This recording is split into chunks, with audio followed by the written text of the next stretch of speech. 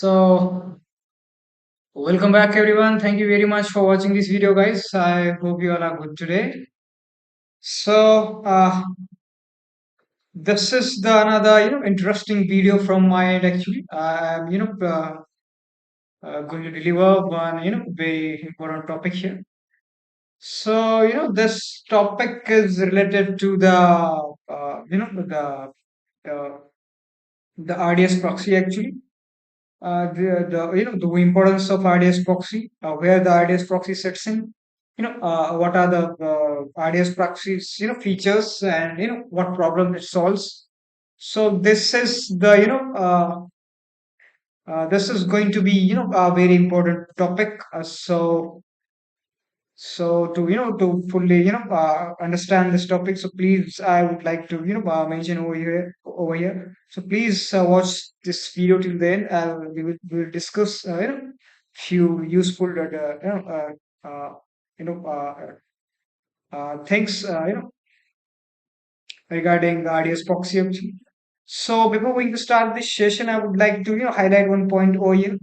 So if you guys are new and you are continuously watching my videos, so please go and hit that subscribe button. And if you like and you find my contents are useful, the topics I am just covering are useful. So please hit that button and also comment in the description box also. So let's get started our session, guys. So we have this Amazon RDS proxy. What are the proxies features and its importance we have to discuss over here. So we can simply manage database connections with Amazon RDS proxy actually. So this is a connection management mechanism we can call it. So let's see it how it works. Amazon RDS proxy is a fully managed database proxy service that sits between application and databases. It resides inside in between your application and databases. Whenever your application wants to make a connection, then the application is first the application is goes via RDS proxy. So this is the process of using RDS proxy. Why what problem it solves, where it's helpful. So it improves the database scalability, connection management. Obviously, it will use to manage the connections, application availability, security, failover performance. These are the few areas where can RDS proxy helpful. So where the RDS proxy is used in, we can use RDS proxy with the Amazon Aurora. We can use RDS proxy with Amazon RDS. We can use RDS proxy with MySQL, PostgreSQL, MariaDB, and SQL Server. So these are the few servers related to the RDS proxy, and what are the services related to these we are going to discuss over here. So this is the brief architecture diagram. How the connection between the applications and databases looks like. So we have a number of applications or concurrent users. They are just simply just first they will connect to RDS proxy, and this proxy will maintain the connection between your application and the DBS. I mean the database engine. So let's see one by one the concepts of RDS proxy. First of all, we have the database connection pooling. So so the main purpose of RDS proxy is connection pooling, guys. Normally, every application request creates a new connection to your databases. Let's see, you have an application and you want to make a connection between, so you will have to first request for the connection.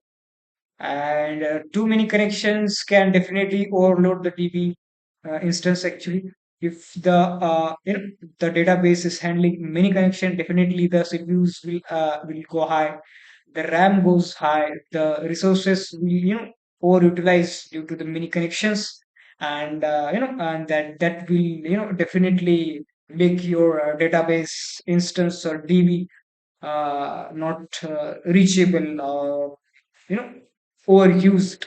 So this is a drawback, guys. You don't need to make many connections to your database.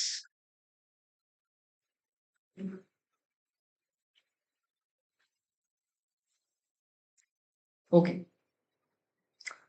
When we use a RDS proxy, the proxy maintains a pool of established database connections. Applications reuse existing connections instead of opening open repeatedly, new roles open repeatedly actually.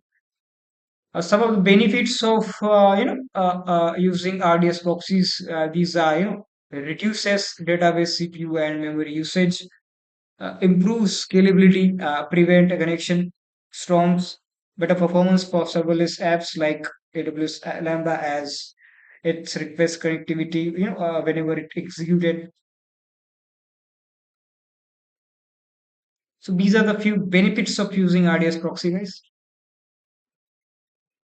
Then connection multiplexing, actually what is the connection multiplexing is we can describe here. RDS proxy can share backend DB connection across multiple application station. This is called multiplexing. So let's not go there. If you want to understand, we have an example. Let's see, we have 1,000 apps request. Only 100 actual DB connections may be required. So then you will use connection multiplexing kind of a scenario. Again, we have failover handling. During the database failover, applications usually experience connection interruption. RDS proxy detects failover faster, redirects traffic automatically, reduces failover times. This is especially useful in multi-easy deployment Aurora clusters.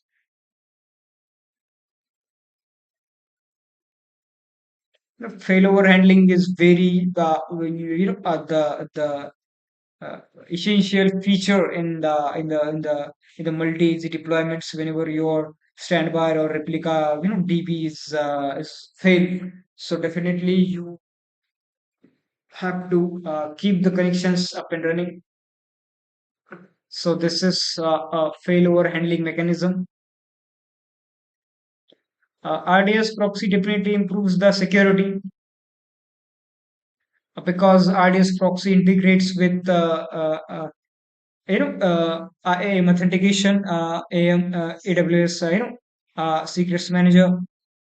Instead of storing DB credentials in your application code, in your storing DB credential in your application, the application authenticate securely through AM or secrets manager. So this will definitely make your DB connection secure.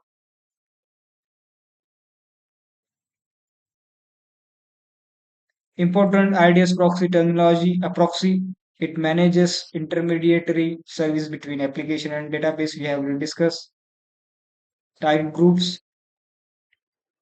a collection of databases associated with the proxy. For example, primary DB instance, read replicas, and Aurora clusters, writer instance. The proxy routes traffic to these targets. Endpoints, an endpoints is a connection URL application uses. That is the endpoint of any DB instance. Applications connect to proxy endpoints instead of directly connecting to the DB endpoints. Then we have connection pool, a reusable set of active DB connections maintained by the proxy. This helps avoid repeatedly creating and destroying connections. So it will keep the connection in the active form, and it will manage the connection pool mechanism. So this is what RDS proxy is doing here.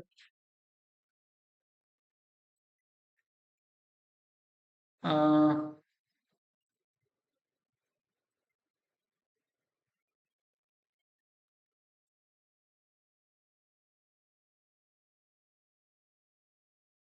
so these are the few essentials, if useful, and we can say very useful topics I have listed over here.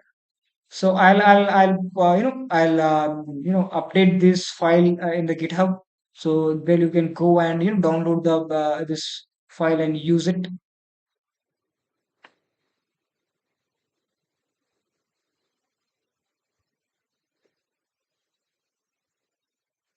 So this is the normal architecture flow, guys. Application, RDS proxy, RDS DB instance.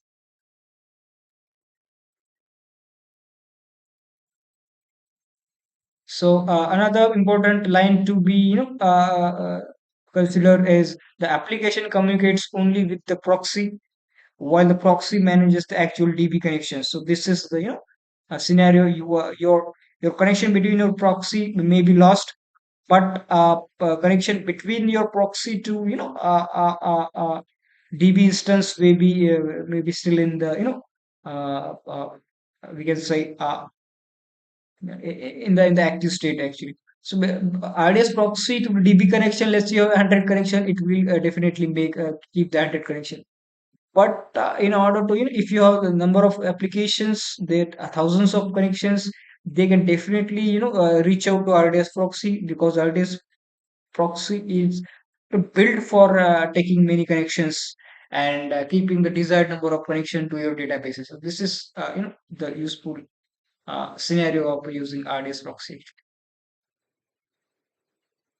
Some common useful use cases: serverless applications, high traffic applications, improve availability. So these are the few advantages of RDS proxy: better scalability, reduce DB overload, definitely faster failover, improve security, connection pooling, IAM authentication support, works well with serverless architectures. Limitations, additional cost, session applying can reduce efficiency. Not all DB features are fully optimized through proxy, slight added network latency. So this is the brief video about the RDS proxy, guys. How you can simply use the RDS proxy.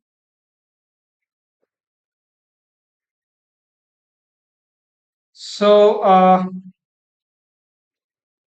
I hope this video was helpful to all the people out there, and I hope you have gathered as much as possible about the RDS proxy. And definitely in the later videos we will we will see the practical use of RDS proxy. And again, before ending this session, I would like to mention one point over here. So please go and hit the subscribe button, and also like the comments, also comment in the description. And in the upcoming videos, I'll try to cover the some our troubleshooting scenarios, how you can troubleshoot the technical terms, the ideas related, troubleshooting tips. What are my, till now experiences? What are my experiences with the customers? How I am, handling the customers, and how a bunch of information will be there actually. So as of now, I am doing I'm working as a freelancer, as a cloud engineer associated with Upwork, and previously I worked in we've been AWS as a support engineer. So that was a great experience. So thank you very much for watching this video, guys. Bye.